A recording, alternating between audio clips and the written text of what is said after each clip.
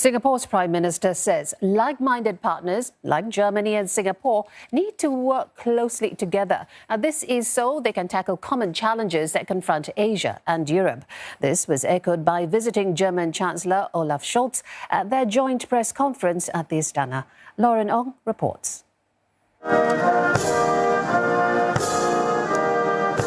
The national anthem of Germany resounded at the Istana today, a ceremonial welcome for German Chancellor Olaf Scholz, and a signal of the close and long-standing relations between the two countries that would dominate the talks inside. But first, an orchid named in his honor and a courtesy call on President Halimah Yacob before getting down to business.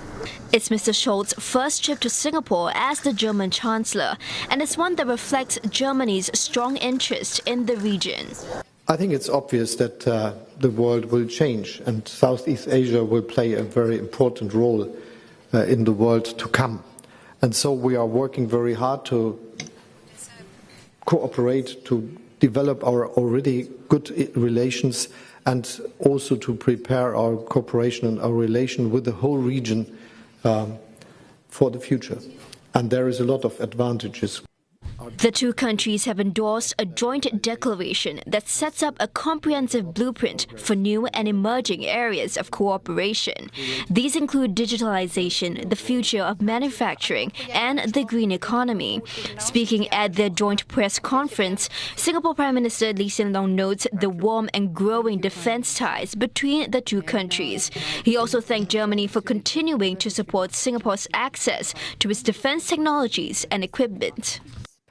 Like-minded partners such as Singapore and Germany need to work closely together on the common challenges confronting Asia and Europe. We will continue to act within the framework of multilateralism led by the United Nations to uphold and strengthen a rules-based international order and promote peace, stability and cooperation. The German Chancellor notes that Russia's invasion of Ukraine has reminded everyone of how important it is to cooperate with reliable and trustworthy partners, especially those who are committed to international law and multilateralism. Mr. Lee and Mr. Scholz will next go to Bali, which is hosting world leaders for the G20 summit. The theme of multilateralism is set to continue on the resort island, even as leaders confront urgent issues like the US-China ties, the war in Ukraine, and the global inflationary crisis. But making progress at the G20 could be a tall order, with both leaders highlighting the limits of the talks. Mr. Lee says he doesn't expect any breakthrough, but hopes there will be consensus on the general direction to move ahead. The German Chancellor also met Deputy Prime Minister Lawrence Wong on the sidelines of the 17th Asia-Pacific Conference of German Business.